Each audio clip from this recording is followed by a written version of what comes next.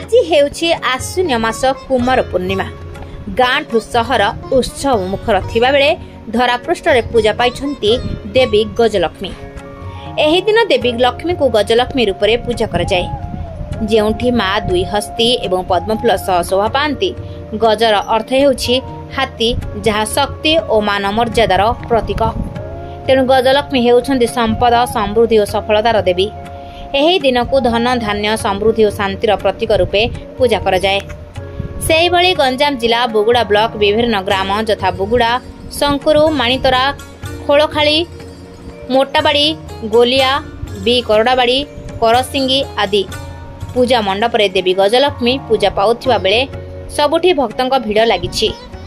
करसिंगी गजलक्ष्मी बणिक संघ तरफरु चलित वर्ष 5 दिन धरी मां को पूजा कार्य हेबाकु थिबा बेले प्रत्येक दिन संध्यारे आरती सहित नाम संकीर्तनर आयोजन कर जाइछि एवं आसंता गुरुवार दिन भक्तमानक पई अन्नकूटर व्यवस्था कर जाइछि।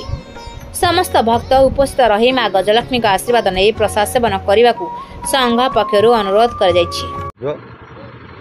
आज को प्राय 14 वर्ष है आम गजलक्ष्मी पूजा अनुष्ठान अनुष्ठित कर आसुचु। बहुत सुरुखुर लोक समागम, श्रद्धालु बहुत आशीर्वाद एवं आम बणिक भाई मानकर बहुत प्रचेष्टा एवं ग्रामवासी मानकर बहुत चेष्टा पूजा चली सुरुखुर चलुची। ए वर्ष देखु वर्षा होते बाधक छाड़ा चेष्टा करमर कौन क्षयक्षति है। माँ बहुत आशीर्वाद अशेष करुणा आम प्रति अच्छी। तेणु से माँ को कोटि कोटि प्रणाम जनाई। आमर विशाल कार्यक्रम हूँ गुरुवार दिन अन्नकूट महाप्रसाद आ 5000 टू अधिक लोक प्रसाद सेवन करने आम अनुरोध करुँ। आम आपण जरिए अनुरोध कलु जे सेवन करूँ, भक्ति शक्तिर सह माँ को प्रार्थना करूँ। यही आमर काम। मो ना है पुरुषोत्तम दास, गाँ है लिंगराज प्रसाद, 12 शासन। गजलक्ष्मी पूजा ये आमर बहुत दिन है प्राय चललानी।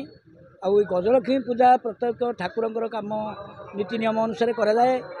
आ गजलक्ष्मी पूजा आमर ये कर कारण हूँ सब वाणिज्य कराए एवं पृथ्वीर शांति निमंते कराए।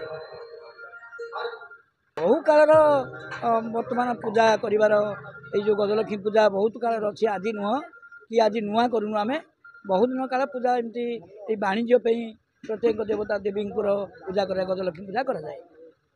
हाँ बहुत ये आमर आम ये करसिंग आम देखुचु बहुत भक्तिभाव अच्छी। पिला मानकर मन भी निर्मल अच्छी।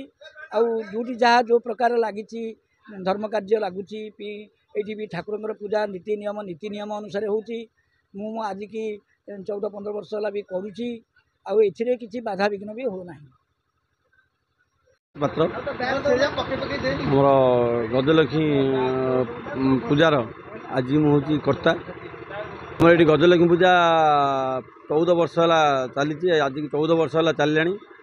करसिंगी बणिक संघर समस्त बंधु मैंने सहयोग और ग्रामवासी सहयोग क्रमे सुरुखुर सब वर्ष पूजा कार्य सरू अच्छी। यही वर्ष 5 ରୁ 7 दिन पर्यंत पूजा कार्य चलो बोली चली।